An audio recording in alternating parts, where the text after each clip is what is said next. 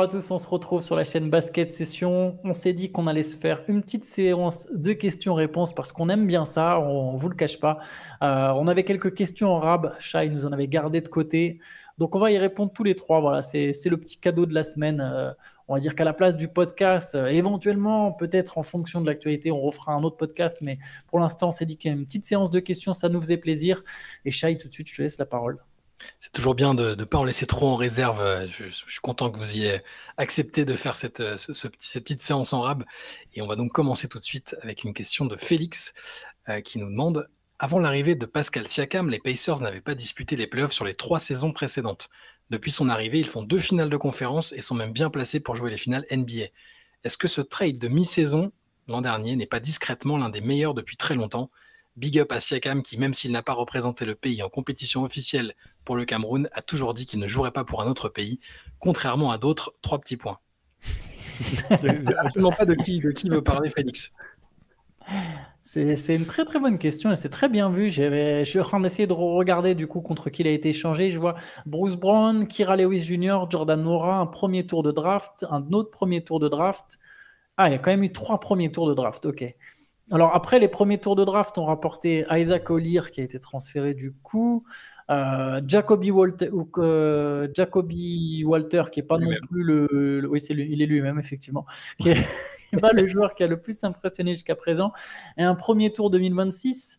Euh, Bon, 3 premiers tours, c'est vrai que ça peut sembler beaucoup dit comme ça, mais en fait, quand tu vois après derrière l'impact de Siakam, je vais rejoindre ce qu'a dit Félix, c'est vrai que c'est un trade sous-coté peut-être avec le recul, et qui en tout cas a clairement permis à Indiana de passer un cap, à la fois défensivement. Siakam leur a donné un peu une énergie défensive et offensivement aussi, parce que mine de rien, on l'a vu notamment là sur le Game 2 des playoffs, par exemple, où il met 32 points, le Game 2 des finales de conférence.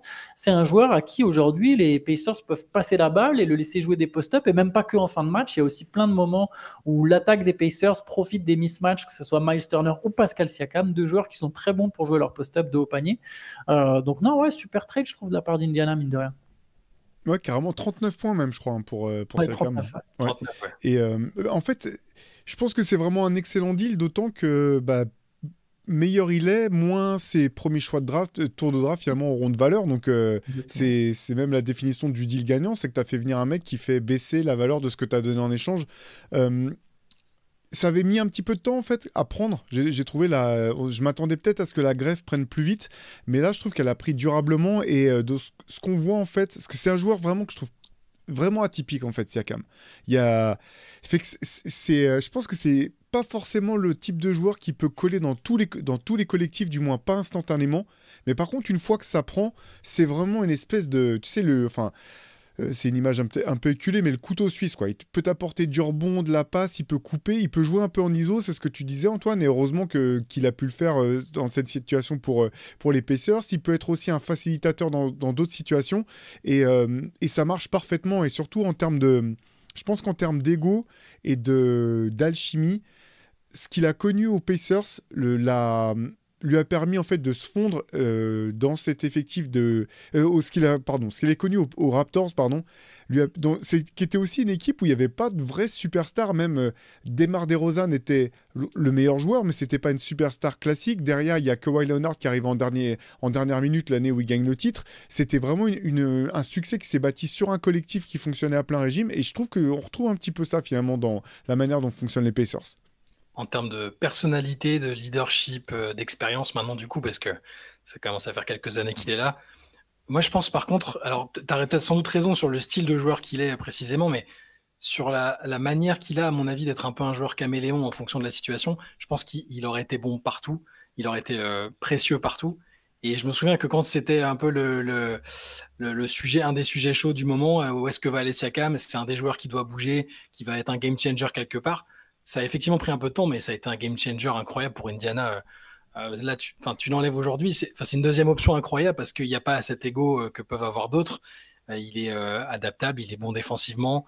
Je pense que c'est un des ciments de l'équipe, hein. Quand on a pu voir sur quelques jours l'équipe évoluer l'année dernière à Paris, tu sens que c'est un des leaders, mais un mec positif, très rassembleur, et en même temps, c'est un super joueur de niveau All-Star, certes un poil atypique, mais hyper précieux. Et là, Ouais, c'est un des trades là.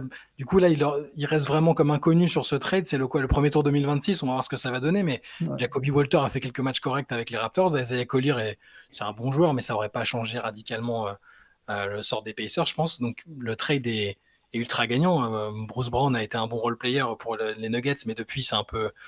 Voilà. Je trouve que c'est un super trade. Et Siakam est un joueur super, en plus d'être un mec qui a l'air vraiment cool. Honnêtement, pour un groupe, c'est super. Et super bien senti au final de la part d'Indiana, parce que c'était osé à ce stade de lâcher 3 pics pour Siakam. Tu vois, tu sais pas exactement ce que tu vaux en fait, 1 an et demi en arrière.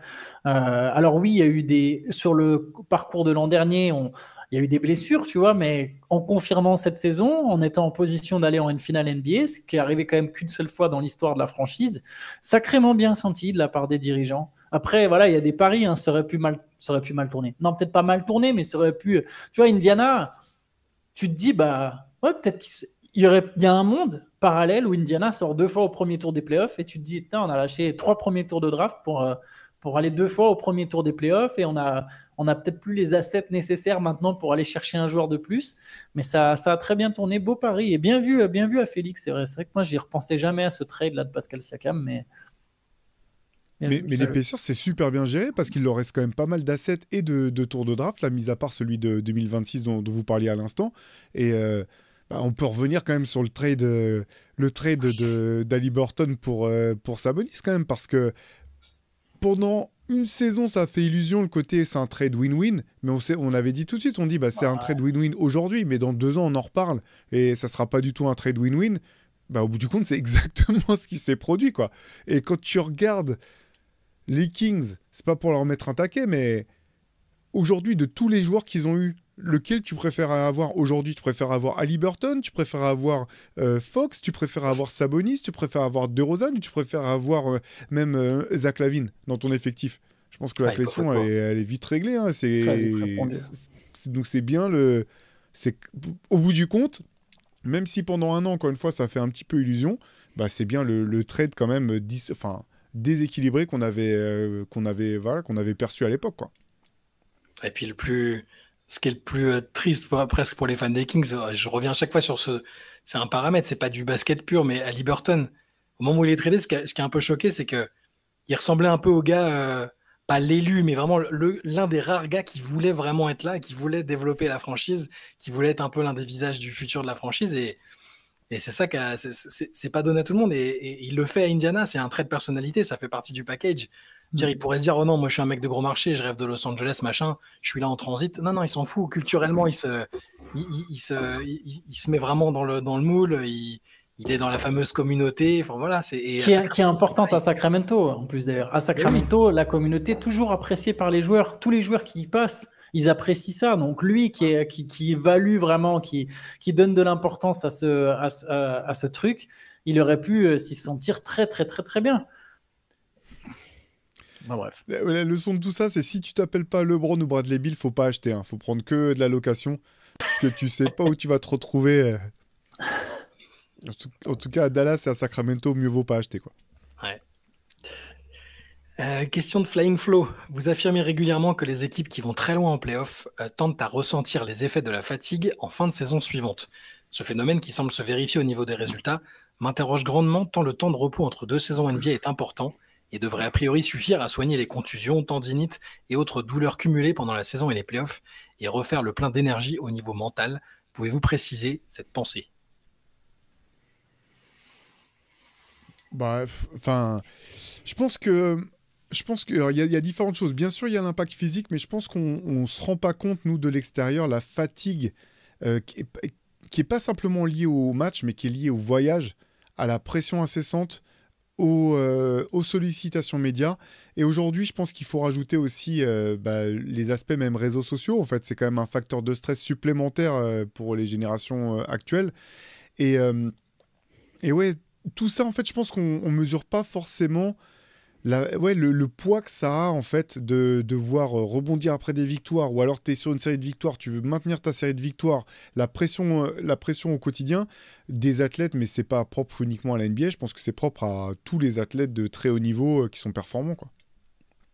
Ouais, moi, je sais pas comment répondre exactement, mais j'ai l'impression que la vingtaine de matchs que tu peux potentiellement jouer en plus, elle a quand même son poids, quoi. Elle représente, pour tout ce que tu as dit, Théo, en plus des matchs en eux-mêmes, tout ce qu'il y a autour. Je pense que c'est presque plus nerveux. Et oui, il y a du temps entre les deux saisons, mais est-ce qu'il y en a tant que ça? Parce qu'en fait, la plupart des joueurs, ils se remettent vite à s'entraîner. Alors oui, sans pression. C'est pas encore du camp d'entraînement, ils font des trucs solo, ils sont sans doute la plupart au soleil quelque part à Los Angeles en train de s'entraîner, mais non, je pense que c'est nerveusement, ça doit être très très éprouvant et c'est comme, je sais pas, c'est comme si tu enchaînes 3 mois où tu te couches, où tu dors très très peu, il va te falloir plus que 3 mois pour t'en remettre en fait. Je sais pas, c'est pas prouvé ce que je viens de dire, mais scientifiquement, il y a sans doute quelqu'un qui a fait une étude, mais bah, tout bête, tout bête, tout bête. Rien que moi, le fait qu'on se lève très très tôt, alors je suis pas un athlète évidemment, mais j'essaye de prendre un comparatif comme je peux. Quand la saison se termine, on récupère, mais en fait on récupère pas tant que ça. Tu vois ce que je veux dire? Ça s'enchaîne. Enfin, je sais pas, c'est intense quand même. Tu continues de te lever tôt le matin et tu fais pas de grasse matinée pour autant, Bah, quoi. ouais, déjà, non, mais tu te lèves, tu finis par te lever de plus en plus tard quand même, tu vois, tu récupères un peu, mais, et encore, moi, j'ai pris un mauvais comparatif, mais j'ai pris, bah, c'est pas pour parler de moi, en fait, c'est juste que c'est le premier truc, j'essaie de trouver un truc, la situation de tous les jours, mais eux, en gros, je pense que sur les corps et dans les esprits, c'est immense, en fait, les playoffs, on n'a même pas idée, et plus tu vas loin, plus c'est dur, quoi.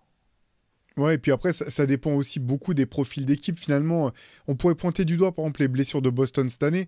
Mais le truc de Boston, c'est pas simplement qu'ils ont été champions l'année dernière, c'est que ça fait 7, 8 ans qu'ils vont Ouais. systématiquement très loin en playoff et où leurs meilleurs joueurs étaient quasiment jamais blessés. Jalen Brown et encore plus Jason Tatum.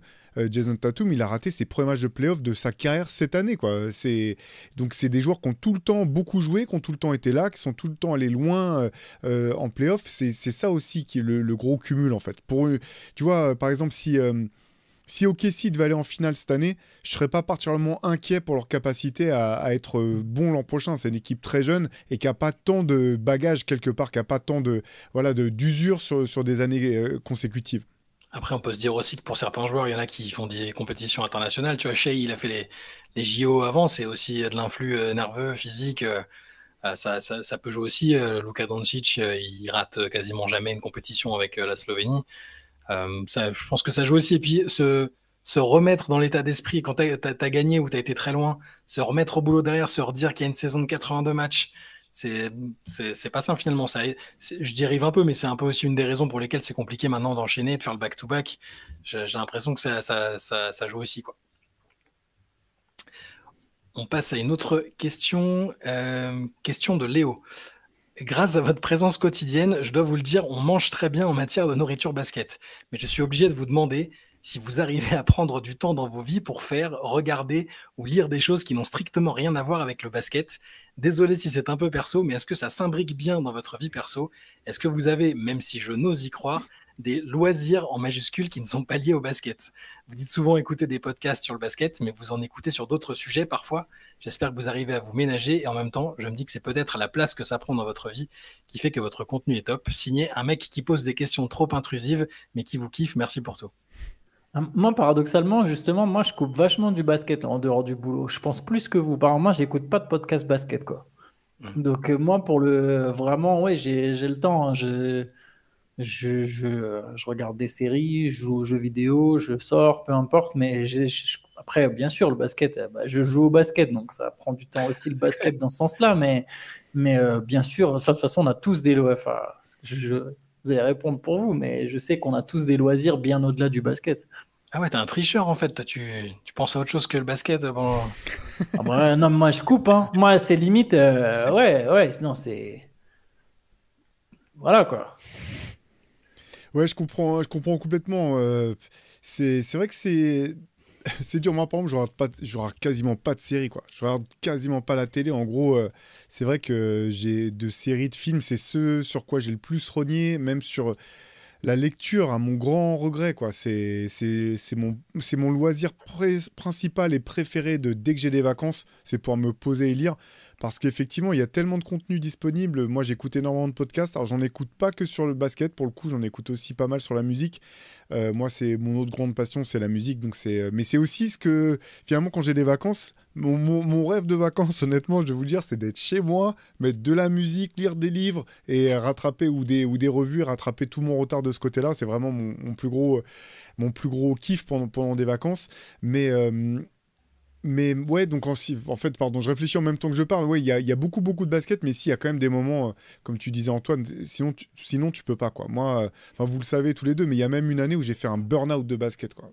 Quand je jouais encore, j'ai saturé de mon année de basket qui s'était super mal passée à point de vue personnel. J'en avais ras-le-bol et pour le coup, bah, je faisais le minimum parce que c'est mon taf, mais sinon, justement, je me disais, enfin, j'ai connu ça, quoi. Le burn-out de basket, j'ai connu. Et finalement, j'y suis revenu. Et puis maintenant, j'y suis à nouveau à fond. Mais je comprends complètement la question de l'auditeur qui est hyper intéressante d'ailleurs. Parce qu'en plus, enfin, Théo, toi tu coaches, Antoine tu joues, donc enfin, moi j'ai pas ce côté où plusieurs soirs dans la semaine je vais jouer ou coacher en rapport avec le basket, parce que moi c'est un autre sport, c'est le foot du coup, et c'est qu'une fois par semaine. Mais moi par contre, contrairement à vous, je pense, j'arrive jamais vraiment à déconnecter. C'est-à-dire que je suis encore, Antoine, tu as désinstallé, enfin, où tu t'es plus sur X. Ouais. Théo, tu es pas si souvent que ça, tu as d'autres réseaux. Moi, j'ai plus de compte, moi. Voilà. Voilà. Et mort, moi, ça. malheureusement, même quand je suis en vacances, j'avoue, même sur la plage, même quand je fais rien, bah, ça m'arrive. Enfin, je consulte et je vois les infos qui passent et j'aime pas ne pas être au courant, en fait. Et j'aime pas apprendre 2 jours après, ah, il y a eu un trade, quoi, incroyable, ou un des trucs tout bêtes, parce que quand la saison NBA est finie, parfois, il y a d'autres compétitions. T'as les transferts universitaires, les machins, la draft, la free agency. Moi, j'arrive pas à déconnecter en fait. Donc après, l'impact sur la vie perso, ça peut être chiant. Faut juste pas en faire trop et pas. Je sais pas si t'es au resto, tu vas pas dire attends, je reviens, faut que j'appelle un tel pour qu'il me raconte le trade de match. Enfin, c'est pas à ce point-là. C'est pas Wojnarowski non plus qui faisait des combines quand il était à l'aéroport pour réussir à tweeter son info avant de partir. Enfin, non, mais ça prend beaucoup de place, mais moi aussi, j'ai dû rogner un peu de temps peut-être sur les séries et trucs où je passais beaucoup, beaucoup, beaucoup de temps à binger des tonnes de trucs. Mais sinon, ouais, sinon ça prend quand même une part importante, c'est clair. Moi, en vacances, En fait, j'aime bien regarder le matin et le soir, en fait. Le matin et le soir, je regarde les gros titres parce que comme toi, j'ai quand même envie d'être informé, mais c'est sûr que je suis pas tout au long de la journée dessus, tu vois. Après, paradoxalement, jouer au basket, je le mets pas dans la même catégorie. Je sais pas comment vous expliquer. C'est pour ça que moi, j'ai du mal à écouter des podcasts de basket. J'arrive jamais à m'y tenir. C'est trop long parce que je me dis, attends, ça veut dire qu'en dehors de mes heures de boulot, je vais prendre 1 heure et demie pour écouter un mec, quelque chose qui est vraiment boulot, boulot, boulot, tu vois. Et j'ai du mal. Des fois, je le fais, des fois, ça m'arrive, mais j'ai jamais trop accroché. Et je me dis, bah non, là, c'est 1 heure et demie où je vais faire autre chose. Tu vois, je peux. Et jouer au basket, je le compte dans la catégorie autre chose. C'est pas tout à fait la même. Je vais faire un loisir. Ok, c'est le basket, mais c'est pas parler de basket, c'est pas analyser le basket. C'est ça, voilà. C'est ça qui peut être fatigant en dehors du boulot, c'est de se dire analyser le basket. Ça, j'ai plus de mal, tu vois. Pardon, c'est un autre. Non, mais t'as raison, mais c'est un autre rapport, effectivement, quand t'es dans la pratique et quand t'es dans les aspects professionnels. Après, moi, c'est vrai que j'ai un cerveau qui est. Je sais pas trop faire les choses à moitié et je sais pas bien faire deux choses en même temps. Ça fait en fait, les moments où je déconnecte complètement, en fait. C'est-à-dire que si j'écoute un truc de musique, je suis pas en train de regarder un match. Si j'écoute un disque, je suis pas en train de regarder d'un œil un match à la télé ou de scroller. Je sais pas faire ces choses-là. Et de la même manière, enfin, comme tu sais, Chai, je suis autant investi dans les choses qui m'intéressent que 100% désinvesti dans les choses qui sont pas dans le super cadre. pouvoir. C'est le super pouvoir. De mes passions, ce qui fait que ces trucs-là, en fait, j'ai investi le maximum de mon temps que dans des trucs qui m'intéressent profondément. Et c'est pour ça que je passe de l'un à l'autre assez facilement. Mais j'ai plus l'impression, tu vois, je me sens pas parasité sur mes loisirs par le basket. Et effectivement, comme toi, Antoine, tu vois, enfin là, je joue plus, mais quand j'entraîne maintenant, c'est un autre type de rapport au sport, quoi. Et par contre, les deux enfin, pour moi, en tout cas, les deux se nourrissent énormément, quoi. C'est-à-dire que des choses que je comprends d'un point de vue professionnel en regardant ce qui se fait au plus haut niveau te permettent aussi d'avoir des idées pour faire du basket amateur. Et inversement, il y a des dynamiques que tu comprends. Par exemple, c'est ça. Je pense pas que tu aies besoin d'avoir été un joueur professionnel ou d'avoir joué à haut niveau pour être un bon journaliste sportif. Je pense que tu peux être un bon journaliste, quel que soit le domaine. En fait, c'est à partir du moment où tu es un bon journaliste. Mais pour ce qui se passe dans un sport, je pense que c'est une aide énorme d'avoir fait un sport, en fait. C'est même pas forcément ton sport, mais si tu traites d'un sport collectif, d'avoir fait un sport collectif, même à un niveau amateur, parce qu'il y a quand même des dynamiques que tu retrouves, en fait, parce qu'elles ont trait à l'humain et que tu vas retrouver au haut niveau, en fait. Moi, j'arrive pas à ne pas me laisser parasiter. Et pour le super pouvoir que j'évoquais pour Théo, pour nos auditeurs, c'est le fait de ne pas être au courant de trucs qui sont absolument inintéressants et inutiles, hein, superflus. Ça peut être des ragots people, des machins, des trucs, des tendances qui passent sur les. Et il arrive à être totalement hermétique à ça, et ça, c'est c'est fantastique. Alors que nous, on arrive toujours à être un petit peu au courant, à être un peu parasité, et c'est compliqué. Moi, et pour revenir sur ce que vous disiez pour les podcasts, ce que tu disais, Antoine. J'avoue que dès que je fais un peu de ménage ou machin, ou que j'ai un trajet à faire en train ou autre, ouais, j'avoue que je mets un podcast souvent basket et puis parfois sur d'autres trucs, mais j'ai du mal à. Peut-être que ça évoluera avec le temps, avec l'âge, mais j'ai du mal à complètement couper avec tout ça. Question suivante de Terry qui est en colère. Enfin, en colère. Dimanche, un club français. Terry Tarpey, c'est pour son temps de jeu pendant la finale, on peut rien pour lui, malheureusement. Ça aurait pu être Terry Tarpey. Dimanche, un club français d'un sport collectif majeur dans notre pays a disputé une finale de la plus prestigieuse des compétitions européennes sans qu'aucune chaîne en clair ou non régionale ne diffuse le match. Je trouve ça ahurissant que personne n'ait été en mesure de diffuser le Final Four de l'Euroleague et je suis poussé à un constat qui fait mal. La France n'est pas un pays de basket et peut-être même pas un pays de sport. Êtes-vous aussi dépité que moi ? Ouais, je pense que ça fait un moment qu'on le sait, ça, que c'est pas un pays de sport et de basket. Je me souviens, c'est quoi? C'est pas ce qu'il avait dit, Florent Manodou? Ça, toi, Théo, du coup, tu n'auras pas. Je vois qui c'est, quand même. Ça, je vois qui c'est. Oui, je sais, mais il y a la scène où après, c'est quand même incroyable parce que c'est Kev Adams, humoriste, qui dit non, mais je trouve ça dur quand même, on est quand même un pays de sport. Mais mec, t'as un champion olympique devant toi, il te dit on n'est pas un pays de sport, qu'est-ce que tu vas ramener ta fraise? Mais oui, je pense qu'on n'est pas un grand pays de sport dans la culture. Ça dépend encore, pareil, de la définition qu'on met au mot culture. En tout cas, à l'échelle étatique du terme, dans la manière dont on voit le sport, on ne perçoit pas ça de la même façon que les Espagnols. Par exemple, si je peux prendre un comparatif, où en Espagne, c'est valorisé. Je pense que chez nous, ce n'est pas valorisé de la même manière. La preuve, on est souvent les sportifs, restez dans votre ligne, vous êtes des sportifs. Tu vois, c'est un peu le côté, le côté, vous êtes juste des athlètes, tu n'es pas plus qu'un athlète, etc. Et du coup, par contre, on est un pays de sport en termes de résultats. C'est ça qui est fou, en fait. En termes de résultats, on est un pays de sport parce qu'on a un vivier et parce qu'on a une population qui aime le sport. Et pour le basket, je pense qu'au final, c'est la même chose à une plus petite échelle. C'est qu'on n'est pas un pays de basket de la même manière qu'on n'est pas un pays de sport. Par contre, on a sans doute une population qui aime le basket et on a des très bonnes équipes de basket masculines et féminines qui sont toutes les deux en position aujourd'hui de dominer l'Europe, en fait. Peut-être que ça ne sera pas le cas, on verra. Mais sur les 10 ans à venir, tu regardes les équipes de France masculines et féminines, tu te dis, ah ouais, on est en position d'être de loin. Enfin, on sera peut-être potentiellement la meilleure nation européenne pendant au moins 10 ans. Et pourtant, oui, il y a des compétitions qui échappent. Le plus fou, c'est que je pense qu'il y aurait pu avoir un audimat, en fait. Je pense qu'il y aurait pu avoir une audience pour cette finale. Il y aurait vraiment pu avoir une audience et que des chaînes ont... C'est comme souvent, en fait. Elles n'ont pas osé et c'est les rares fois où elles osent parfois passer du basket, elles sont récompensées. Alors, pas toujours, j'imagine, hein, sinon ça serait plus souvent. Mais je ne sais pas. Après, je n'ai pas toute la logique, évidemment, des chaînes en tête, mais c'est dommage. Ouais, c'est trop dommage et je te rejoins à 100%. En fait, j'ai l'impression qu'on a un pays de sportifs parce qu'on a des sportifs et des sportives de haut niveau qui performent et bravo à eux et à elles parce que franchement, il n'y a rien qui les pousse à faire ça. Et par contre, oui, moi je trouve effectivement que culturellement, on n'est pas un pays de sport et il suffit de voir la place laissée au sport à l'école en fait. À l'école, regarde le nombre d'heures qu'il y a, regarde les coefficients que ça tient dans une moyenne. Regarde, qui un jour pu avoir les félicitations parce qu'il a compensé. Il était nul en maths, mais en sport, par contre, il était excellent. Et le prof a dit, ouais, son implication, elle est incroyable. C'est lui qui tire toute la classe vers le haut. Ça arrive jamais. Ça arrive jamais. Et pour l'Espagne, ça a rien à voir. Tu vas dans n'importe quel parc dehors en Espagne, il y a 1000 sports qui sont en train d'être Allemagne faits aussi, par des amateurs du matin. Tu disais, pardon? Pardon, non, excuse-moi, je t'ai coupé bêtement parce que j'ai pensé à autre, j'ai pensé à l'Allemagne. En fait, l'Allemagne, énorme pays de sport. Pardon, Théo. Non, mais c'est exactement ça. C'est relégué au statut de hobby.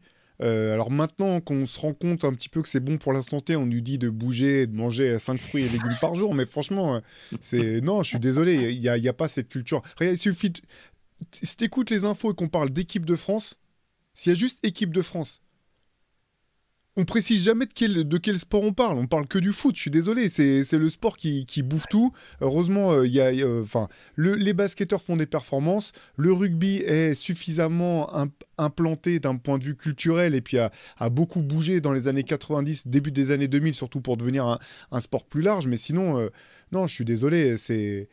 On n'est pas un pays de sport. Et c'est vrai que là, tu dis finale de l'Euroleague, c'est pas arrivé depuis 93. Et on nous rabâche les oreilles avec le... Enfin, non, c'est pas qu'on nous rabâche les oreilles, mais s'il y a bien quelque chose que les rédactions connaissent, c'est le Limoges de 93. C'est le seul truc qu'ils sont capables de te citer. Je parle des médias généralistes. Désolé de faire des généralités. Hein. Je suis sûr qu'il y a d'excellents journalistes et confrères dans ces rédactions-là qui aimeraient parler plus de basket. Mais ouais, c'est quand même le constat qu'on est obligé de faire. On reste un sport de niche. Ouais, mais en plus, à chaque fois que. Enfin, ce qui est fou, c'est que normalement, les chaînes en clair ou de la TNT, elles arrivent souvent à mobiliser, à récupérer les droits juste ponctuellement pour quand il y a un club français qui va loin en Coupe d'Europe de foot, ou bon, pour le rugby, c'est autre chose encore, ou pour le handball. Et là, c'est dommage que pour le basket, ça soit passé inaperçu. Ça aurait pu être diffusé même dès le Final Four. Enfin, tu te rends compte, si des gens tombent un peu par hasard, qui suivent pas autre chose que la NBA ou qui suivent de loin et tombent sur le Monaco Olympiakos, enfin, tu te dis, ouais, c'est chaud, c'est incroyable, et tu reviens le lendemain, tu reviens après pour voir la finale parce que tu es investi et tu es un peu fidélisé. Donc, bon, après, effectivement, on n'a pas toutes les données, mais c'est une vaste question, la diffusion, les droits télé en France sur le basket, pas que pour l'Euroleague, hein, c'est plus globalement que c'est compliqué. Mais ouais, c'est dommage, et je comprends l'agacement. Question de Djouba. Vous avez beaucoup parlé de Cooper Flag cette saison et c'est bien normal, mais j'aimerais bien savoir quel joueur, au singulier ou au pluriel, est votre gars en dehors de Flag dans cette cuvée, celui dont vous avez l'impression que vous le suivrez avec affection et passion, prêt à le défendre jusqu'à la mort face aux critiques après une saison rookie à 27% au shoot et 13 minutes par match, que ce soit un lottery pick évident ou un gars attendu au deuxième tour. Juste, je vais commencer pour vous dire que je vais vous laisser parler. J'ai rien suivi là. Moi, pour la draft, chaque fois, je me briefe juste avant la draft. Mais c'est vrai que je connais les profils généraux, mais moi, j'ai aucun favori. Comme Zach Lowe. Tu as piqué le move de Zach Lowe qui arrive et qui dit non, je peux pas me permettre de juger, et qui regarde une semaine avant. Ouais, mais je vais être presque pareil. Presque pareil dans le sens où moi, généralement, je les découvre plus ou moins un peu plus en détail. Toi, Shai, je sais que tu as un chouchou, c'est parfait, tu pourras nous en dire plus. Mais moi, je tends à les découvrir un peu plus proche de la draft. Et encore pareil, j'aime pas trop les juger tout de suite. J'aime bien voir sur la durée, en fait, et les voir dans leur franchise. Après, moi, j'aime bien Dylan Harper. Perso, le numéro 2, je le trouve cool comme profil de joueur. C'est marrant parce que j'aime bien Jalen Williams, tu vois, du Thunder. Je me rends compte, ça fait un moment que j'aime bien Jalen Williams du Thunder. Et Dylan Harper, je ne sais pas s'il sera... Je ne suis pas sûr qu'il aura le même shoot, tu vois. Ça sera un point important pour lui, mais il y a un petit côté de Jalen Williams. Et sinon, j'aime bien Carter Bryant, mais c'est... Juste pour le nom. Il y a un mix des deux noms, mais il joue à Arizona, donc j'avais suivi un petit peu. J'ai peur qu'il soit drafté. J'ai vu qu'il était annoncé top 10. J'ai peur que ce soit un peu haut quand même, mais bon, on verra si ce que ça donne. Après, voilà, il y a des noms de joueurs, tu vois. Je sais que tu vas parler d'Edgecombe. Edgecombe, ça a l'air cool. Trey Johnson, ça a l'air cool. Mais ces gars-là, pour l'instant, même Jacques Ionis, mais j'attends de voir, tu vois, quand vraiment je commence à me plonger un peu plus dans la draft. Donc, j'ai pas nécessairement de chouchou, vraiment. Très bien. On reposera la question plus tard. Moi, oui, tu l'as dit, VJ Edgecombe, j'adore. Il sort de Baylor, donc il fait une saison à Baylor, bahaméen, arrière, enfin poste 2/3, même s'il est peut-être un peu petit pour le poste 3, mais énorme potentiel athlétique, enfin énorme qualité athlétique tout court. Déjà très très fort défenseur, attaquant peut-être un poil sous-côté. J'ai regardé les interviews du Draft Combine où où il s'exprimait là-dessus. Il disait, moi, l'aspect sous-côté de mon jeu, c'est ça, c'est mon attaque.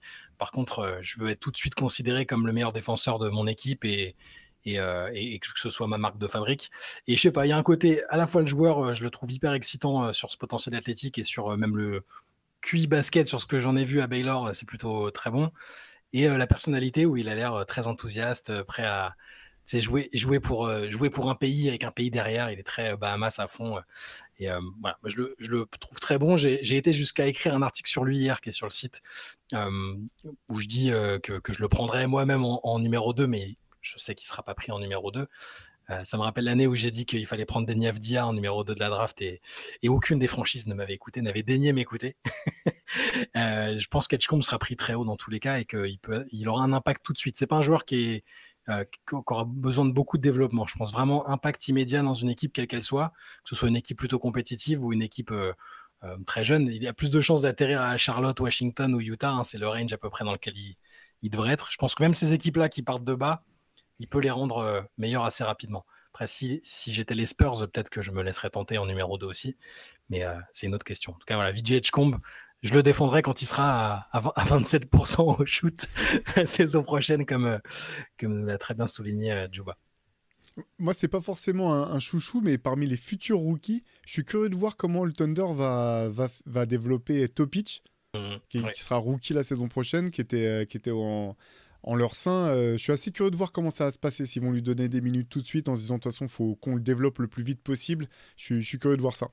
Ils sont jamais pressés sur le développement, ils savent qu'ils ont toujours plein de solutions en réserve, ils ont plein de pics aussi, c'est aussi ça la force de Casey. Topic, ouais, bien sûr, ça va être intéressant, il a quand même un gros potentiel, il y a eu la blessure qui l'a freiné, mais je suis assez curieux aussi pour Topic. Question suivante, on va prendre la question de Mehdi. Parmi ces 4 performances marquantes, laquelle vous semble la plus impressionnante? Allen Iverson qui emmène les Sixers en finale en 2001, Jason Kidd qui emmène les Nets en finale en 2002 et 2003, LeBron James qui emmène les Cavs en finale en 2007, ou LeBron James qui emmène les Cavs à nouveau en finale en 2018. Pour moi, c'est Iverson. Alors, il y a forcément le côté, parce que je l'ai vécu en direct, mais non seulement je pense que c'est potentiellement, probablement l'équipe la plus faible qui a été emmenée en finale NBA. Quand tu regardes le roster, il n'y a pas une seule ombre ne serait-ce que de semi-star à côté d'Iverson. Et en plus, les mecs étaient tous blessés, quoi. Il y a des matchs, t'as Eric Snow, il jouait avec une boîte. Je me rappelle que pendant les finales, ils avaient mis une photo d'Iverson et ils avaient listé toutes les blessures qu'il avait eues dans la saison, genre cheville, genou, épaule, etc. T'avais Aaron Mackey qui était sur un genou, Dikembe Mutombo qui avait 72 ans. C'était vraiment... franchement, ils ont dû passer par une série en 7 manches, si je ne me trompe pas, pour sortir les Raptors. 2 séries même. Une contre les Bucks, une contre les Raptors. Aussi, ouais, c'est ça, exactement. C'était juste incroyable. En plus de dire que c'est le plus petit joueur sur le terrain, le plus léger, qui emmène son équipe au premier tour. La victoire contre les Lakers, c'est les rares fois où j'ai eu raison. Je me rappelle, un pote à l'entraînement, il me disait ouais, les Lakers, de toute façon, ils vont rouler sur les Sixers. Je me disais, je pense que oui, mais s'il y a un match à prendre, c'est le premier, parce qu'ils sont eux, ils sont dans leur série de matchs. Les Lakers, ils sont en vacances depuis un moment, et finalement, c'est le seul match qu'ont pu prendre les Sixers. Donc moi, ça reste l'un des... Cette finale NBA d'Iverson et des Sixers, je pense que c'est la plus impressionnante que j'ai vue, en tout cas de la liste que tu viens de... C'est vrai que l'effectif, là je regardais l'effectif, c'est fou parce que alors dans les joueurs connus, Mutombo, mais il avait 35 ans, 36 ans, c'était pas le Mutombo full power, et derrière les joueurs autour, Rajabel qui est devenu un bon joueur. Rookie. Ouais, voilà. George Lynch. Ouais, Speedy Claxton, Matt Geiger, Tyrone Hill, Jermaine Jones, Todd McCulloch, Aaron Mackey, Roshan McLeod, Kevin Ollie, Pepe Sanchez et l'inoubliable Eric Snow, évidemment. Moi, pareil, je partais sur le même truc que toi. J'hésitais avec les Cavaliers de 2007, c'est aussi absolument dégueulasse. Hein. C'est absolument dégueulasse l'effectif avec lequel LeBron James va en finale sur sitôt. Mais j'ai l'impression, pareil que toi, je trouvais que le côté Philly, c'était encore plus faible. Et j'avais pas pensé à un truc que tu as dit, mais c'est vrai que la taille d'Iverson par rapport au physique de LeBron James, tu vois. Et en plus, pour le coup, alors autant l'Est, c'était aussi faible dans les années 2000, hein,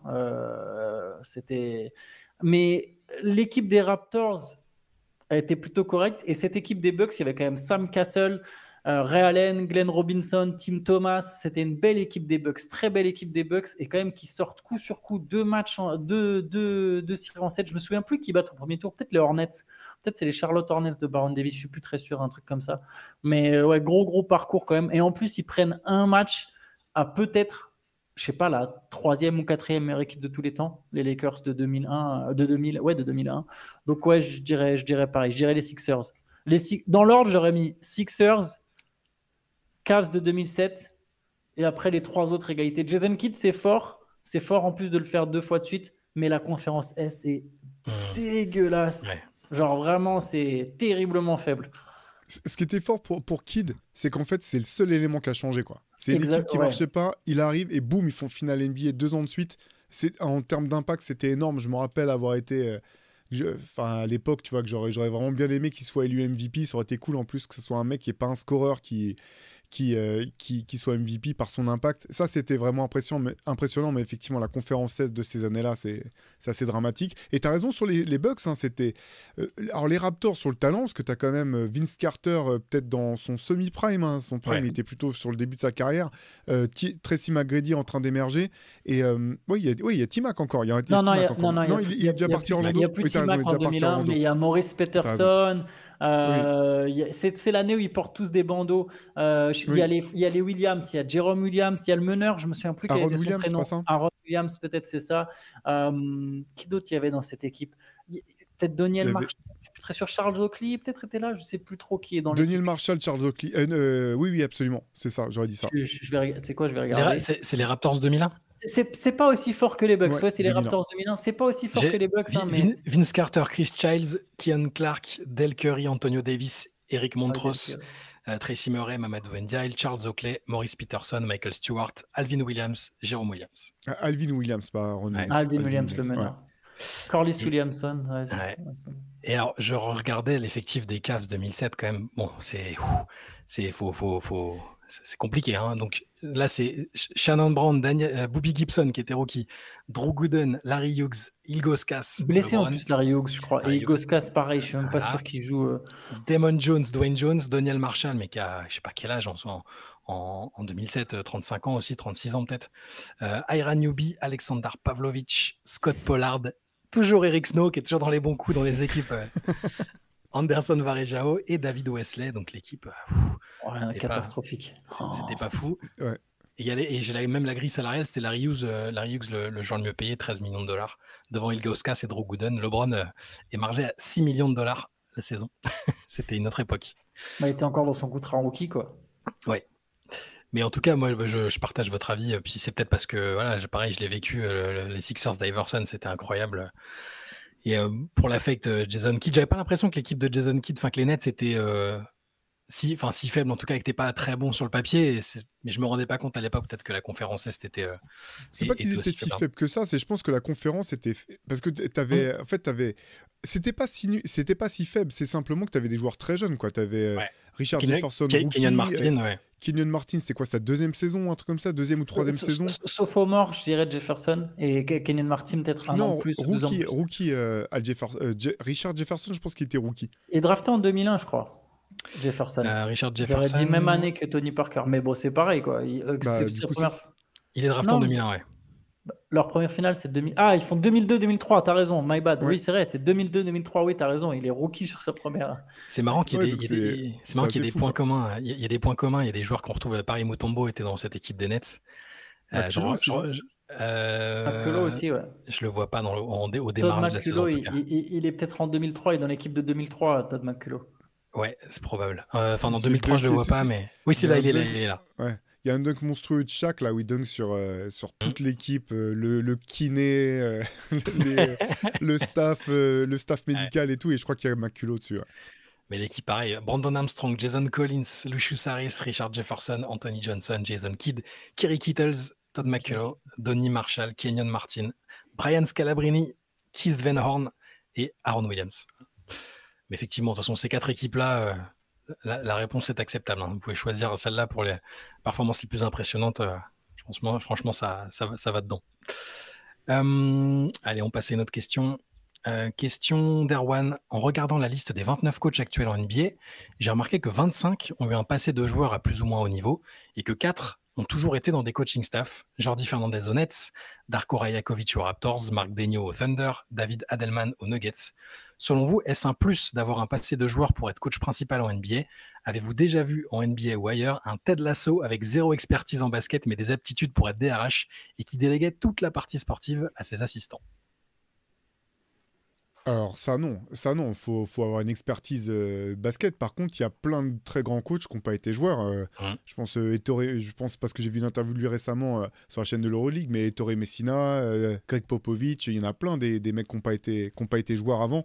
Ce qui est sûr, c'est que si tu as été un grand joueur avant, en fait, c'est à double tranchant. Si tu as été un grand joueur avant ou si tu as été joueur, je pense qu'il y a peut-être une connexion avec les joueurs qui se fait plus facilement. Mais je me rappelle avoir entendu, je crois que c'est Messina que j'avais entendu dire ça, que de toute façon, si les joueurs perçoivent que tu vas les faire progresser ou que tu vas leur permettre de gagner, ils vont t'écouter en fait. Et que finalement, le respect, il peut se gagner relativement vite s'ils perçoivent que tu as une expertise, que tu sais comment te conduire et que tu vas être un agent de progression pour eux ou pour l'équipe. Donc, mais il y en a plein, même les frères Van Gundy, ça n'a pas été des grands joueurs. Il y en a un paquet. Même, je pense que c'est plus l'inverse. C'est l'inverse. J'en reviens toujours à ça, à part Larry Bird et dans une certaine mesure Bill Russell, mais à une époque où c'était très différent. J'ai pas d'exemple de très grands joueurs qui ont été des grands coachs. Souvent, je pense qu'il y a une incapacité pour des gens qui ont été extrêmement talentueux à comprendre les difficultés qu'éprouvent des gens qui sont moins talentueux qu'eux et à leur trouver des solutions parce qu'en fait, c'est des choses auxquelles ils n'ont jamais eu à réfléchir deux fois. Donc c'est plus dans ce sens-là, j'ai l'impression que c'est dur. Pareil, on n'a rien de plus à ajouter. Je pense effectivement, pas besoin d'être un grand joueur pour être un grand coach. Il y a plusieurs de grands joueurs en question qui ont évoqué. Je me rappelle quand il posait la question à Kobe vers la fin de sa carrière, est-ce que tu devrais être coach et tout, parce que tu as des idées sur le jeu, machin. Il disait, mais c'est impossible, en fait, le niveau de... Enfin, il serait tellement frustré, et on l'a vu dans d'autres sports. Je repense au début d'entraîneur de Thierry Henry au foot, où il pétait des plombs, parce que les mecs, pour lui, des trucs extrêmement simples, ils n'arrivaient pas à les faire, et du coup, ça le sort du job de coach classique. Il dit, je suis pas formateur... pas leur apprendre des trucs qui, moi, me paraissent évidents. C'est pour ça que, quelque part, je trouve que la carrière de Jason Kidd comme coach, elle est assez respectable, parce que moi, je le mets quand même dans une catégorie de joueurs, au-delà du fait que c'était mon joueur préféré. Non, t'as raison, bien sûr. Tu vois, bon, il a eu des moments peut-être un peu compliqués, il a un caractère assez particulier, mais c'est un très, très grand joueur, c'est un Hall of Famer, et il arrive quand même plutôt bien, dans différents contextes en plus, à faire sa carrière, donc je trouve ça bien. Mais ouais, la plupart des grands joueurs ont tous évoqué ça, et même Larry Bird, au final, il avait dit... ouais, ça marche, mais c'est 3 ans, quoi. Il dit, tu peux pas coacher plus de 3 ans parce que l'usure, parce que la pression, machin, donc il n'a pas fait plus que ça. Non, mais... Alors, deux choses. D'une part, tu as complètement raison pour Jason Kidd. J'y ai pas pensé, mais tu as tout à fait raison. Il tombe dans cette catégorie. Deuxième chose, Larry Bird, c'est un putain de gangster, quoi. Quand il est arrivé au Pacers, il a dit, de toute façon, moi, je vais rester que 3 ans, parce qu'au bout de 3 ans, les gens écoutent plus le coach. Et il a fait ce qu'il avait dit, quoi. Et cette équipe, elle était encore compétitive quand il est parti. Hein. Il aurait très bien pu rester. Et le dernier truc auquel j'allais venir, c'est... j'ai aussi vu une interview de Sharunas Jasikevičius récemment qui expliquait justement que maintenant... qu'au début, il avait vachement mal parce qu'il se disait qu'il y a tout un tas de choses qui allaient d'elles-mêmes. Enfin, les choses allaient de soi, quoi. Des choses qu'il avait du mal à comprendre, que ses joueurs ne puissent pas comprendre les choses aussi finement que lui et qu'il avait dû faire un gros travail sur lui-même pour partir du principe qu'il pouvait pas partir... Enfin, justement, il pouvait pas partir du principe que ses joueurs comprenaient tout ce qui se passait ou qu'il pouvait laisser des choses, tu sais comment dire, implicites. Et qu'il avait dû faire un gros travail pour... être dans l'explicite systématiquement et se mettre au niveau, je vais dire ça, de ses joueurs. Parce que lui aussi, voilà, ça a été un très grand joueur à l'échelle européenne avec un QI basket énorme. Et ouais, pour ce type de coach, je pense qu'il y a forcément une part d'adaptation. Tu sais, quand Steve Nash coachait les Nets, parfois je me demandais si on reprochait parfois qu'il n'y ait pas beaucoup de choses qui se passent offensivement, et je me disais, mais ça se trouve, lui, du bon. En fait, il dit, bah, c'est simple, il suffit de mettre la balle là, ensuite ça va aller là, ça va ouvrir ce mec-là. Et je pense qu'il y a potentiellement peut-être un truc comme ça qu'a joué pour Steve Nash. Je serais curieux de savoir, tu vois, si on pouvait lui poser la question, comment il aborderait les choses s'il avait une nouvelle opportunité de coacher. Je vous l'avais dit, mais moi, je suis sûr qu'il va en avoir une nouvelle, parce que là, je le vois faire son podcast avec LeBron James, être consultant pour la télé. Moi, je pense qu'il a envie de se remontrer à nouveau. Mais c'est intéressant, ces questions-là, en tout cas. Ah, mais en plus, là, juste pour revenir sur Nash, il n'a pas eu une équipe de débutants. Il y avait quand même Kyrie, KD, plus d'autres vétérans. Donc, c'est ça qui était un peu intriguant. Mais on a l'impression que les mecs l'écoutaient pas particulièrement ou avaient pas. J'avais pas senti le respect pour lui, pour sa carrière. Je me trompe peut-être, on n'était pas à l'intérieur. Mais j'ai pas écouté encore. Vous l'avez écouté le podcast avec LeBron, du coup, ses interventions là-bas? J'ai pas écouté encore. J'ai pas tout écouté, j'ai écouté des morceaux, j'avais écouté presque tout le premier épisode, je crois, et par bribes, mais j'ai pas tout écouté, non. C'était intéressant, honnêtement, celui avec JJ Redick, c'était intéressant. Il y avait des choses vraiment intéressantes, mais celui de Nash, non, j'ai pas tout entendu encore. Question de Gaëtan, question très simple. Cet été, il y aura logiquement quelques gros joueurs sur le départ, et il va nous parler de Giannis Antetokounmpo, évidemment, mais il nous demande, et si Giannis allait aux Minnesota Timberwolves, est-il possible, selon vous, que Minnesota fasse ce trade, et avec quel package? Alors attends, je vais regarder en même temps. Je crois qu'ils n'ont plus beaucoup de pics en fait, les Timberwolves. Je crois que c'est ce que j'avais déjà. On nous avait déjà demandé dans une late session. Je crois que j'avais déjà dit que Minnesota c'était compliqué en termes de pics et même en termes de joueurs qui est le gros du package, quoi. Minnesota pour Kevin Durant, j'arrive à comprendre parce que éventuellement. Ouais, tu vois, ils n'ont pas leur premier choix 2025, mais ils ont quand même celui de Détroit. Ensuite, ils n'ont pas leur premier choix 2026, ils n'ont pas leur premier choix 2027, ils n'ont pas leur premier choix 2029. Donc, ils ont quoi? Ils ont un swap en 2028. Pardon, je réfléchis à votre. Ouais, ils n'ont pas leur premier choix. En gros, ils ont un swap 2028, un swap 2029 et un premier. Non, et c'est tout. Ils n'ont rien. Et ils n'ont pas d'argument pour plaire à Milwaukee. Ils n'ont pas d'atout pour se mettre dans cette course, en fait. Déjà qu'il n'y avait même pas, je trouve, la pièce centrale. Tu sais, éventuellement, si la pièce centrale, c'est Jaden McDaniels, c'est un peu faible quand tu considères que des équipes peuvent mettre, je sais pas, Amen Thompson, Alperen Sengun. Là, je prends les extrêmes. Je suis pas sûr que les Rockets feront ça, tu vois, mais ou même on parlait un temps nous quand on fantasmait un peu de Chet Holmgren, d'OKC. Je pense qu'il y a des équipes qui ont des plus grosses pièces centrales de package à proposer. Les Timberwolves n'ont pas ça et ils n'ont pas les pics pour compenser. Tu vois, c'est pareil si on reste sur les Spurs, bah, le deuxième choix de la draft, Devin Vassell va savoir, tu vois, il y a quand même Stephen Castle, il y a quand même mieux à proposer. Donc non. Ça me semble trop léger Minnesota pour aller chercher Giannis Antetokounmpo. Ça me semble même très peu probable. Je vois pas de choses qui pourraient intéresser les Bucks en fait.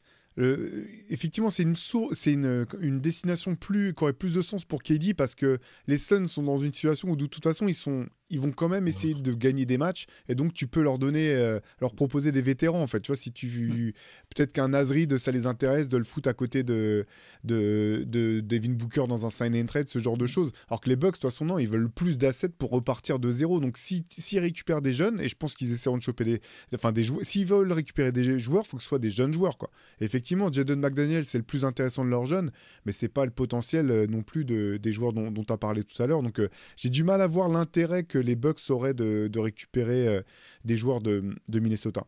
Je pense que Gaëtan doit être un fan des Timberwolves, de se dire essayer de nous trouver un petit package, mais bon, malheureusement, ça semble compliqué. Après, on verra, hein, on peut être surpris et peut-être que Minnesota fera un move auquel on s'attend pas, mais moi aussi, personnellement, ça me semble compliqué. Ou alors, il faudrait que ça soit un deal à 3 équipes où il y a une équipe, un contender qui va récupérer un joueur d'impact, que ça soit Randle, Reed ou même Gobert, même si, comme tu le disais dans un CQFR cette semaine, Antoine, je vois pas pourquoi Minnesota voudrait ne pas garder Gobert, et que dans ce cas-là, tu as une 3e équipe qui vient jouer l'intermédiaire et qui, elle, a des assets à envoyer à Milwaukee. Sinon, je vois pas de situation juste de deal entre ces 2 franchises. Même à 3, j'ai du mal à y croire parce que vraiment... Il faut vraiment se dire que Giannis, ça va prendre un package d'enfer pour aller le chercher, quoi. Et si par définition, tu envoies Gobert ou Reed à cette équipe qui enverrait des assets, elle va pas payer non plus. C'est-à-dire qu'elle, c'est comme si elle payait ses assets pour Gobert ou Reed. Elle va pas payer une fortune pour Gobert ou Reed ou Nickel Alexander-Walker ou même les trois ensemble si tu veux, quoi. Donc je pense que ça limite très sérieusement et c'est un peu tout le truc du marché autour d'Giannis Antetokounmpo. Ça fait beaucoup parler, ça fait beaucoup rêver. J'aime bien ressortir le truc des bookmakers de l'autre fois. Le plus probable, aujourd'hui, ça ne veut pas dire que c'est ce qui va se passer, mais le plus probable, ça serait qu'il reste à Milwaukee. Ça ne veut pas dire qu'il sera nécessairement aux Bucks là en octobre quand la saison va reprendre. Je pense qu'il y a quand même des chances qu'il y ait un deal si jamais il venait à pousser pour son deal, mais c'est pas aussi simple. Sans compter qu'il y a 57 millions à bouger, qu'il y a la moitié des équipes de la Ligue qui ne peuvent même pas faire ce trade avec les règles du CBA. Ils sont obligés d'échanger un contrat pour un contrat. Donc, qui tu envoies à 57 millions pour récupérer Giannis Antetokounmpo en échange, tu vois, il y a tout plein de contraintes. Il y a peu d'équipes qui peuvent faire ce deal. Quand il y a peu d'équipes qui peuvent faire ce deal, c'est-à-dire qu'il n'y a pas une grosse enchère. Il est sous contrat. Les Bucks, si Giannis il demande son transfert, ils peuvent lui dire non, en fait. Ils peuvent lui dire non, reste. Tu vois, et après, il est bloqué. Donc s'ils ne trouvent pas leur compte, ils peuvent attendre. Je suis pas. Faut se méfier ça sera pas simple de faire ce deal et il faudra lâcher du lourd et je pense que Minnesota peut pas faire partie de cette liste-là. Par contre, à moins que les Bucks aient vraiment un tour dans leur manche et qu'il y ait un move qu'on n'a pas vu venir qui pourrait mettre en place pour rendre l'équipe compétitive l'an prochain, je pense vraiment que c'est dans l'intérêt ni des Bucks ni de Giannis de continuer ensemble, malheureusement, quoi. Ben, je sais pas. Oui, ça, on en a parlé. Oui, je pense qu'en vrai, c'est le moment de tourner la page. Par contre,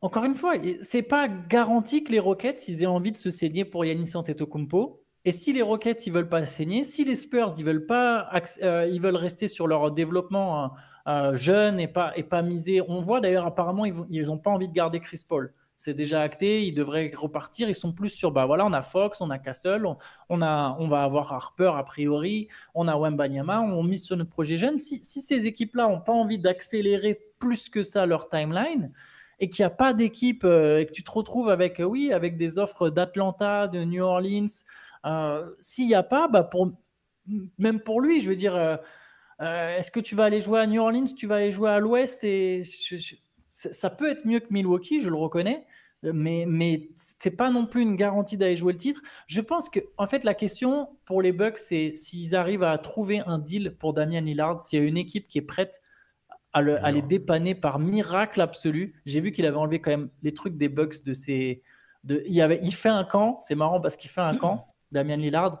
il a photoshopé la photo, il a le maillot des Bucks, tu vois, mais il a photoshopé pour enlever tous les trucs des Bucks dessus. Tu vois, c'est assez particulier. Généralement, c'est toujours des petits signes évocateurs. Tu sais pas, tu vois, ils ont plein de contrats expirants. Je te dis pas que les Bucks vont construire une équipe compétitive l'an prochain, mais on est à l'Est, ça se joue à peu de choses parfois. Et mine de rien, ils vont pouvoir, d'une manière, ils n'ont pas d'asset de draft, les Bucks. Par contre, ils vont avoir une presque remise à zéro, à l'exception du contrat de Lillard. C'est-à-dire que la plupart de leurs joueurs sont en fin de contrat. Les joueurs qui restent, c'est des joueurs échangeables à part Lillard. Tu vois, si Kyle Kuzma, 20 millions, tu peux les refourguer. Donc, il va y avoir possibilité de reconstruire ton effectif. Je sais bien que si tu reconstruis ton effectif, généralement, l'année d'après, tu ne joues pas les finales NBA. Je suis d'accord, surtout pour aller rivaliser avec les Knicks. Autre point important, les Celtics vont peut-être faire un step down, tu vois. Donc oui, tu ne seras peut-être pas au niveau des Cavs, des Pacers, des Knicks. Par contre, tu auras un meilleur joueur que toutes ces équipes-là. Et si tu arrives à créer un truc, ne serait-ce que potable, tu peux être au moins dans la course pour y croire à nouveau. Pas y croire au titre. Y croire à quoi, du coup? Tu sais, c'est facile à dire parce que les résultats vont parler pour vous, mais les Bucks, ils sont pas si loin en fait. Cette année, Non, oui. Ils sont loin. Franchement, ils étaient loin cette année. Ils n'étaient pas si loin de gagner la série d'avant l'an dernier. L'an dernier, franchement, sans leur blessure, va savoir si. C'est dur de penser que les Bucks gagnent pas cette série si Giannis et Lillard ne se blessent pas l'an dernier. C'est dur de le penser. Excuse-moi, non, je suis d'accord, mais tu vois, 1 an à l'âge de Lillard, c'est énorme en fait. Et là, ça va faire 2 ans en fait, tu vois. Ah oui, non, mais Lillard, c'est un autre problème. En fait, ce que je te dis, c'est que Lillard, oublie l'équation. Le seul problème de Lillard, c'est qu'il représente 58 millions dans la masse salariale. Ça, c'est le problème de Lillard aujourd'hui. Ouais. Et effectivement, mais derrière, pourquoi une équipe pourquoi une équipe traderait pour Damien Lillard? Il y a aucune raison là. Il lui reste Si, 2 ans derrière si de tu contrat. arrives à C'est pas sa attacher un dernière pic. saison, tu vois. Oui, oui, bien sûr. Bah, ça dépend ça dépend des situations. Ça peut être que des équipes très faibles, de toute façon, ça peut être que être des équipes très faibles qui sont prêtes à une équipe il y en a pas pour l'instant, hein, mais une équipe qui a 30 millions sous le cap, qui a besoin quand même de se retrouver à la hauteur du cap, elle peut refourguer un autre contrat pour prendre Lillard. Elle en a rien à faire. Il va pas jouer, c'est pas grave. Au pire, il sera un mentor. Au pire, il jouera dans 1 an. C'est pas grave en fait. Elle s'en fiche. OKC a fait ça. OKC a fait ça. OKC après Kemba Walker. OKC après Al Horford. Ils n'avaient rien Mais à se c'était sur couler. leur Ils ont pas dernière fait jouer. saison. Il leur Oui. restait pas autant de temps, tu Et il vois. lui reste Là, 2 ans. c'est énorme. C'est Ouais, mais 2 c'est ans. énorme, 2 ans. C'est qu'une année de plus. Je suis pas sûr qu'Horford De il était à... salaire. Je suis Regarde pas son sûr, salaire. je suis pas sûr qu'Horford. Oui, mais bien sûr. Mais de toute façon, il faut que tu les mettes quelque part cet argent. Ça dépend de Ouais, mais là, la c'est. position de l'équipe en fait. Si tu es une équipe très faible et que tu sais que tu vas pas être compétitif, je te dis pas qu'il y a une équipe qui va nécessairement le faire. Mais si tu payes des assets, si tu lâches 2 swaps, 2 tours de draft, il y a peut-être une équipe qui le fera. Moi non plus, je pense pas que ça arrivera. Je te dis juste que c'est pas impossible. C'est pas impossible. Aujourd'hui, on peut pas dire que c'est impossible que Lillard il change d'équipe pendant l'été. Je pense pas que ça arrivera. Je pense qu'il y a une plus grande chance que les Bucks se retrouvent coincés avec lui. Mais il est peut-être même plus facilement transférable que Bradley Beal. Tu vois, qui a son option, qui a sa clause Bah de oui, de toute transfert. façon, tant qu'il veut pas Bradley Beal. Donc c'est aussi simple que ça, quoi. Mais la question, c'est est-ce que avec les. Parce que du coup, Lillard, Giannis, ils représentent 110 millions, tu as 60 millions autour de ça. Ok, tu as 60 millions pour recruter. Ok, Lillard, c'est 60 millions qui servent à rien. Mais si dans les 60 millions que tu as pour recruter, tu arrives à trouver une équipe correcte et tu te dis que tu as le meilleur joueur, ok, Lillard, il n'est pas là. Ok, c'est 60 millions dans le vent. Mais si tu arrives à trouver 6 joueurs potables avec 60 millions, bah. Ce qui est un grand si, hein. Encore une fois, je pense que il y a un grand chemin. Je pense que Mais moi, je pense que c'est impossible. Je pense que même je suis d'accord avec toi sur le fait que à l'Est, n'importe quelle équipe qui récupère Giannis Antetokounmpo, si une équipe de l'Est récupère Giannis Antetokounmpo, elle peut automatiquement quasiment devenir un danger.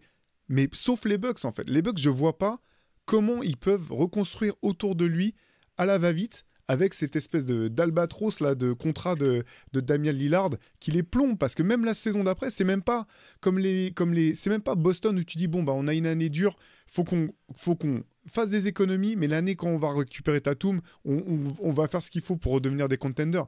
Là tu retrouverais un Damian Lillard qui ressort de la blessure la plus grave à l'heure actuelle pour des basketteurs, à l'âge qu'il a, à la taille qu'il a. C'est pour moi, je vois pas de scénario de happy ending pour Milwaukee. En fait, tu n'es pas forcément obligé de faire un truc qui vise le titre. C'est juste que l'Est est tellement ouvert. Il suffit que tu sois une équipe correcte, en fait. Il suffit que tu sois une équipe qui fonctionne, ce qui n'a pas été le cas. Et l'an dernier, en fait, c'était le cas. Cette équipe, elle était 2e de la conférence Est avant qu'il renvoie Griffin. Et là, en fait, bien sûr, moi non plus, je ne pense pas qu'en un été, tu retrouves toutes les pièces pour être si compétitif que ça. Mais tu ne sais pas ce qui va se passer. Tu ne sais pas si... En fait, Giannis, t'as pas aujourd'hui, si Houston ou machin se presse pas, il n'y a pas une garantie absolue, à part si les Warriors viennent, qu'il soit dans une si meilleure position. Il peut être dans une meilleure position, mais pas forcément dans une bien meilleure position. Et je pense que les Bucks, ils vont d'abord attendre en fait. Ils vont d'abord attendre la free agency. Ils vont voir ce qu'ils peuvent faire à la free agency. Ils vont voir ce qu'ils recrutent. Et là, il peut y avoir une discussion avec Giannis. Si effectivement, sur la free agency, ils recrutent aucun mec intéressant dans les 6-7 premiers jours, bah oui, là c'est une autre position, tu vois. Mais c'est pas encore... En fait, je pense qu'il y a des étapes avant qu'on arrive au trade de Giannis. Par exemple, moi, je pense pas qu'il y aura de trade de Giannis dans la première semaine de juillet. Ça me semble impossible, en fait. Mais pourquoi est-ce que Milwaukee serait une destination attractive pour des free agents, en fait? Tu vois, vraiment, je vois pas de scénario. Et je trouve que c'est un petit peu... Alors, certes, la conférence Est, tout peut se passer, mais quand je regarde les Knicks, c'est largement plus talentueux. Je regarde Cleveland, c'est largement plus talentueux. Boston, on va attendre de voir ce que ça va donner, mais sur le papier, je pense que ça sera plus talentueux. Les Pacers prouvent que c'est plus talentueux. Je vois pas, en fait, de raccourcis qui permettent, à part qu'il y ait tout un tas de circonstances de dingue, qui permettent à Milwaukee d'avoir des espoirs. Moi, je suis désolé, j'en vois aucun, en fait. Malgré ça, Milwaukee gagne combien de matchs de moins que les Knicks cette saison? 3. Avec tous les dysfonctionnements, avec les blessures, tout ce que tu veux, ils ont gagné 3 matchs de moins que les Knicks cette saison. Ils ont gagné 2 matchs de moins que les Pacers cette saison. Malgré tout ça, tu vois, malgré tout ça, ils sont à 2 victoires et 3 victoires déclassées devant ces équipes-là.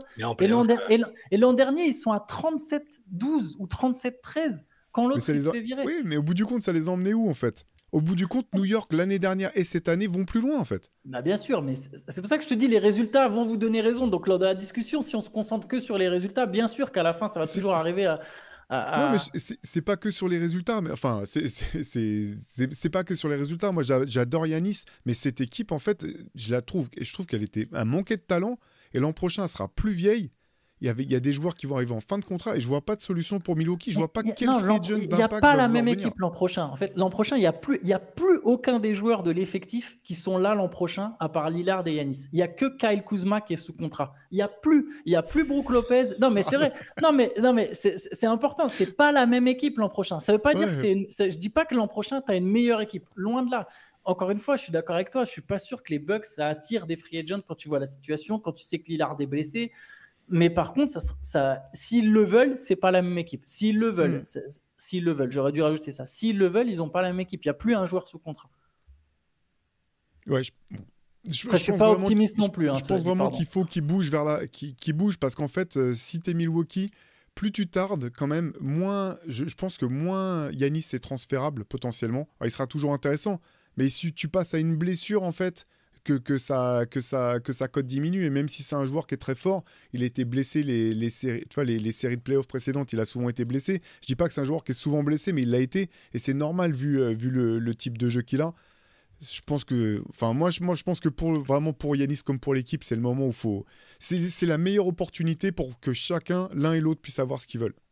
Mais vous évoquiez rapidement un possible step down d'une des équipes là, de Boston, de potentiels rivaux des Bucks à l'Est. Il y a une question de Mickaël à ce sujet qui me semble être une bonne transition. Certains médias ont d'ores et déjà annoncé que Jason Tatum ne jouerait pas la saison 2025-2026, en partant du constat que sans lui, les Celtics n'ont aucune chance de gagner le titre. Ne serait-il pas plus intéressant de préparer dès à présent la saison 2026-2027 ? Je propose donc de trader Porzingis qui alterne le moyen et le très moyen. Jrue Holiday, dont on a senti cette saison que la fin de carrière approchait et qui malgré tout pourrait intéresser certaines franchises.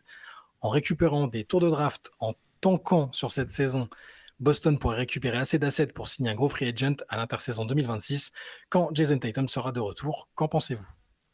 Je pense que c'est exactement le plan. Je pense que c'est le plan. Ça va être le plan presque obligatoire en fait de la part des Celtics parce qu'ils se retrouvent, ils sont encore une fois au-dessus du seuil où tu commences à payer double chaque dollar. Donc là, leur effectif qui coûte 220 millions, il va leur coûter 440, un truc comme ça. Donc effectivement, il y aura des trades, soit de Porzingis, soit d'Holiday, soit les deux, soit peut-être Sam Hauser, peut-être les trois, peut-être pas Rossini Horford. Donc effectivement, je pense que le but est de préparer la saison 2026-2027. Par contre, je ne pense pas qu'ils pourront signer un gros free agent parce que ça ne m'étonnerait pas qu'ils gardent quand même Derrick White, qu'ils gardent Peyton Pritchard. Et avec les deux contrats de Tatum et Brown qui sont chacun à plus de 55-60 millions, autour des 60 millions, tu n'auras quand même pas la place pour signer un free agent. Je pense que là, le but, c'est de trouver soit des contrats, soit de remplacer Porzingis et Holiday par des contrats courts qui vont jusqu'à la fin de la blessure de Tatum, soit des role-players pareil sur le même laps de temps, ou éventuellement un mec, s'il est plus long, dont ils sont sûrs qu'il s'intégrera parfaitement dans l'équipe qui visera le titre au retour de Tatum. Ouais, je pense pareil. Quand même, le seul truc sur lequel je suis pas d'accord, c'est que je pense pas qu'ils vont tanker. Je pense que ça sera quand même une bonne équipe. Parce que voilà. Mais sinon, sur le reste, oui, je pense que c'est ça le plan. De toute façon, c'est ce qu'on disait, faire des économies pour pas te faire assommer par le second ou third apron. Là, je sais même plus où ils en seraient. Et puis préparer la suite dès maintenant. Mais je serais très surpris que Tatum revienne en cours de saison prochaine. Après une blessure comme ça, il est suffisamment jeune pour que tu dises mieux vaut faire une croix complète sur la saison et compter sur lui en pleine forme pour la suite. Il est trop important, enfin pour le présent, l'avenir. Je pense aussi qu'ils vont rien précipiter. Pour voir après ce que voudront les nouveaux proprios, les dialogues qu'il y aura avec le front office, Brad Stevens. Enfin, je pense aussi qu'on verra pas Tatum la saison prochaine. C'est de toute façon ce qui est le plus raisonnable. Et ça ne voudra pas dire que la saison prochaine sera pas intéressante. Encore une fois, quelle que soit la direction qu'ils prennent. Plein de choses intéressantes à suivre, vraiment. Jaylen Brown en tant qu'option numéro 1, qu'est-ce que ça peut donner, les autres joueurs autour un peu plus responsabilisés parce qu'avec l'absence de forcément Tatum, ça va changer les choses. Ce qu'ils vont décider autour de Porzingis, éventuellement Jrue Holiday, est-ce que Al Horford va continuer, est-ce que Pritchard va pas passer un cap, enfin il y a plein de trucs qui font que malgré cet énorme coup dur quand même, c'est une équipe qui va être à la fois, enfin personne personne ne va les prendre de haut non plus. Enfin, ils savent, on a très bien vu ce qu'ils faisaient ces dernières années. Faudra les surveiller de près quand même. Je pense ce ne sera pas une équipe totalement anecdotique. Ça va pas être une saison pour rien, je pense en tout cas. Ouais, carrément. Question de Camille, fan des Lakers depuis toujours. J'adore les équipes qui n'ont pas leur aura, leur attrait et la chatte à Dédé des grandes heures pour construire une équipe. Pour cette saison, Oklahoma City et Indiana sont 25e et 22e masse salariale de la ligue. Ils jouent à 10, voire plus à tous les matchs. Et pour les deux équipes, leurs GM ont maximisé les 15 places du roster. Indiana n'a que Turner, Nembhard et Shepard qui ne sont pas sous contrat la saison prochaine. Donc, et OKC pourrait repartir au calme avec exactement le même effectif. Les 30 équipes qui se sont toujours copiées pour trouver la nouvelle formule gagnante. Si OKC ou Indiana va au bout, ou si les deux sont en finale, pensez-vous que leur construction d'équipe sera copiée avec des rotations plus larges et plus de responsabilités données à différents joueurs? Encore une fois, je trouve ça complètement fou que les deux équipes qui ont les effectifs avec des masses salariales si basses et aussi des effectifs si longs, ce qui au passage pourrait aider grandement à gérer une saison de 82 matchs plus playoff pour les autres. C'est intéressant. OKC, ce sera pas simple de faire la même chose. Ouais, c'est ce que je pensais aussi. C'est un truc qui s'organise depuis longtemps, qui a été... tous les coups ont été gagnants du côté de Sam Presti. Ils ont su prendre le temps. Ils ont eu aussi un peu de chance. Shai, encore une fois, on n'arrête pas de le dire, mais personne n'imaginait quand même qu'il aurait ce niveau-là, même si bien sûr, il lui prêtait un vrai potentiel. Donc ça va pas être si simple. La question que je trouve plus intéressante, c'est parce que jusqu'à présent, souvent, il y a déjà eu des équipes comme ça. Je pense Atlanta à l'époque, je pense aux Raptors aussi, qui font des super belles saisons régulières. Et puis en playoff, tu te rends compte qu'au bout du compte, tes joueurs de rotation qui te servaient, même Cleveland de cette année peut rentrer peut-être dans l'équation, même si les blessures ont faussé pas mal de choses. C'est-à-dire que tu arrives en playoff et tu te rends compte que les mecs de ta rotation qui te permettaient de gagner des matchs de saison régulière, tu peux plus les faire jouer en playoff en fait. Ou du moins ils t'aident pas autant qu'avant, ou ils se montrent pas, et que longtemps la solution ça a été de se dire bah non, finalement mieux vaut avoir 2-3 joueurs très très forts et puis des mecs de complément. De toute façon on va jouer à 6-7. C'est un petit peu le cœur de ce qui se passe entre les Knicks et les Pacers en ce moment, parce qu'en fait effectivement les Pacers, je trouve plus qu'OKC qui a quand même des vraies graines de stars très fortes, les Pacers c'est vraiment le côté finalement leur meilleur joueur est très fort, mais c'est pas une super méga star. Et derrière, je trouve que c'est un niveau de jeu, je mets des guillemets, relativement homogène. Et pour le coup, c'est vraiment une équipe complètement à part, Indiana. Et on ne sait toujours pas si ça marche, en fait. Faudra attendre de voir si ça marche vraiment. Mais pareil, je suis pas sûr que beaucoup d'équipes tenteront ça. Et en même temps, il y a aussi, quelque part, du côté des Pacers, c'est aussi de la chance. Tu dis, ça fait 5 ans, t'as l'impression qu'ils se demandent s'il faut trader Miles Turner ou le garder, qu'ils ne trouvent pas la valeur qu'ils valent. À un moment même, on s'est dit, ils ont raté la fenêtre. C'était là qu'il fallait le trader. Maintenant, ils n'auront jamais le retour sur investissement. Et au bout du compte, maintenant, on se dit, bah non, Indiana, ils devraient sans doute essayer de garder Miles Turner. C'est devenu un élément majeur, important de leur succès. Donc, je ne sais pas si c'est si simple que ça à copier, en fait, et à émuler. Ouais, pareil, j'ai l'impression en plus qu'on copie surtout le champion. Et est-ce qu'on copie complètement la construction d'équipe, ou est-ce qu'on copie plutôt le style de jeu? À la limite, peut-être qu'il y a beaucoup d'équipes qui voudront copier le style du Thunder, se dire, bah voilà, grosse défense, jeu de relance, ça marche bien. Copier la construction du Thunder, par exemple, si le OKC venait aller au bout, ça me semble quand même compliqué, hein, comme tu as dit Théo, c'est quand même un enchaînement de bons choix. Il y a un article de Shai, je vous invite à aller regarder ça sur Basket Session. Un enchaînement de bons choix, une maximisation totale des assets, de chaque petit asset. Une trade exception pour Rashard Lewis. Ça a commencé comme ça en 2007. Qui finalement, cette trade exception qui a amené à 2 équipes finalement qui ont joué les finales. Parce qu'elle joue sur celle de 2012, puis elle joue sur celle qui est partie pour aller en finale cette année. C'est pas simple, hein. C'est pas simple. Mais il y a des équipes qui essayent de copier le Thunder. Mais déjà, le Jazz, en fait, ce qu'ils essayent de faire là, quelque part dans l'idée, c'est ça, c'est de reconstruire avec plein de jeunes. Mais si tu n'as pas le 1 du bol à la loterie, parce qu'il faut piocher haut quand même, plus tu pioches haut, plus tu as des chances de piocher une superstar. Le 2, la bonne année. Exactement, la bonne année, tout à fait, pour une équipe qui a raté Wembanyama, pour le coup, on en sait quelque chose. Et après, il faut trouver cette superstar en question. Chez Gilgeous-Alexander, le Thunder, mine de rien, ça leur est un peu tombé dessus. Hein. Tyrese Haliburton, les Pacers, ils sont allés le chercher, mais pareil, moi je pense comme toi, Théo, c'est pas une superstar au même sens du terme. Et pareil, même si tu arrives à trouver ton chez, tu vois, Jalen Williams, chez Tom Green, ça demande un peu de chance, beaucoup de bon boulot. C'est pas quelque chose de facile à faire. Moi, je trouve quand même que c'est encourageant dans le sens, justement, Camille disait qu'il est fan des Lakers. Il a l'air aussi d'admirer un peu quand les équipes qui travaillent comme ça et qui sont pas uniquement concentrées sur le pouvoir d'attraction de leur marché. Je trouve que peut-être que ça va inciter les équipes à continuer à essayer de travailler, à être patientes, à mettre en place des choses sur le long terme plutôt qu'à prendre des décisions un peu intempestives. C'est tout ce que je peux espérer. Moi, j'ai toujours envie de voir les équipes bien travailler.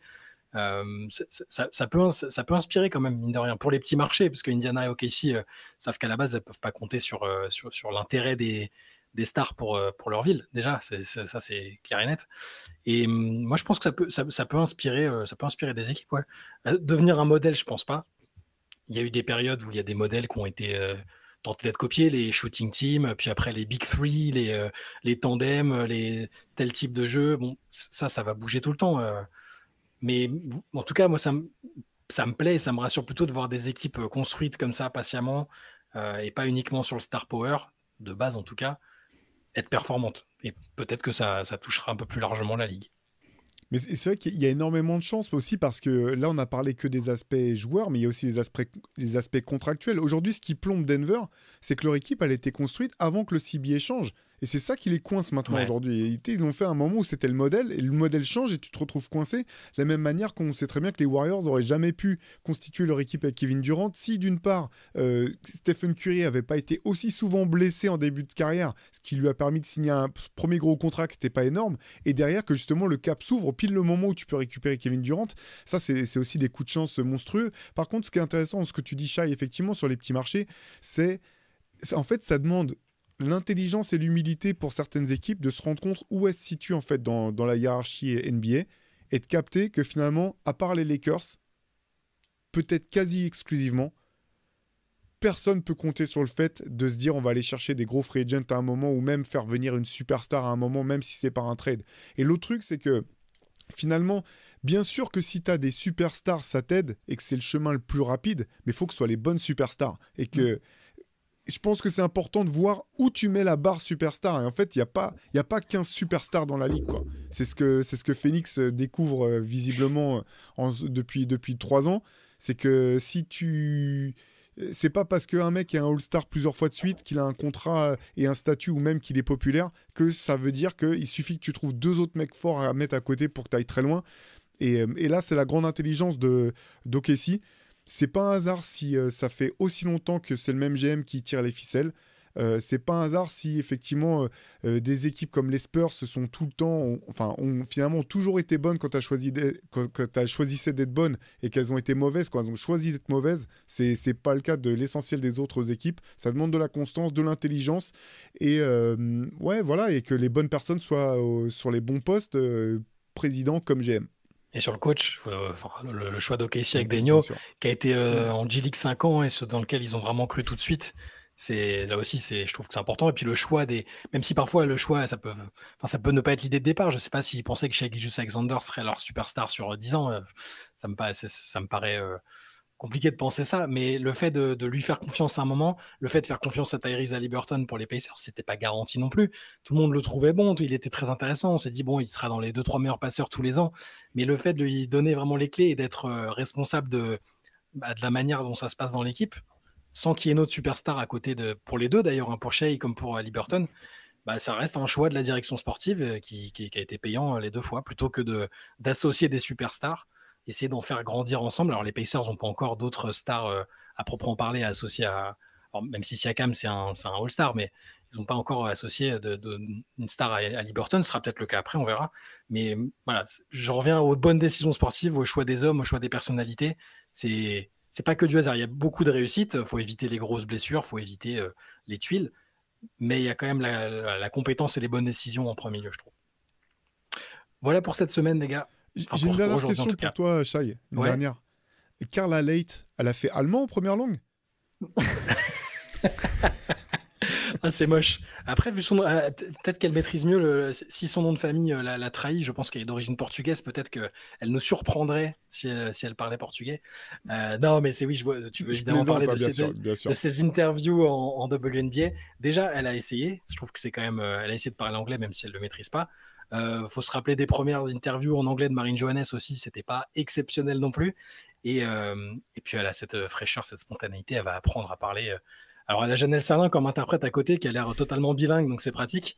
Mais on peut souligner d'ailleurs les débuts très sympathiques et intéressants de Carla Leight avec Golden State. Elle a fait, sur ses 3 premiers matchs, il y en a 2 vraiment très bons où elle a bien dynamité les défenses adverses.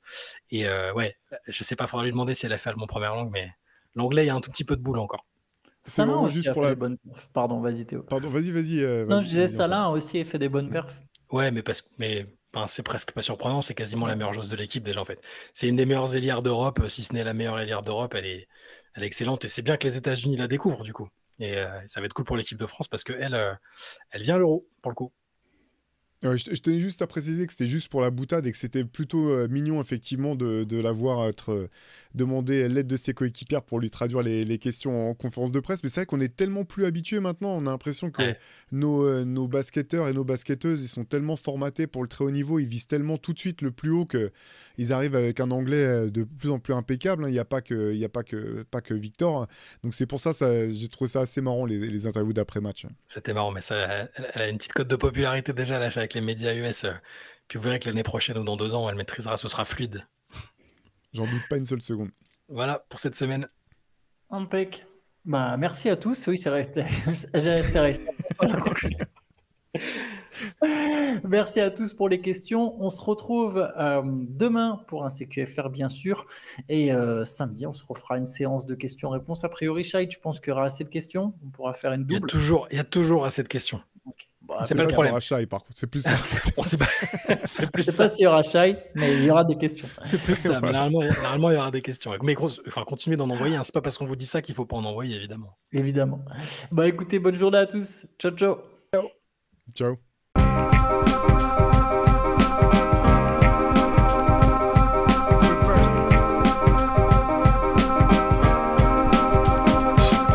Game is out there, and it's either play or get played.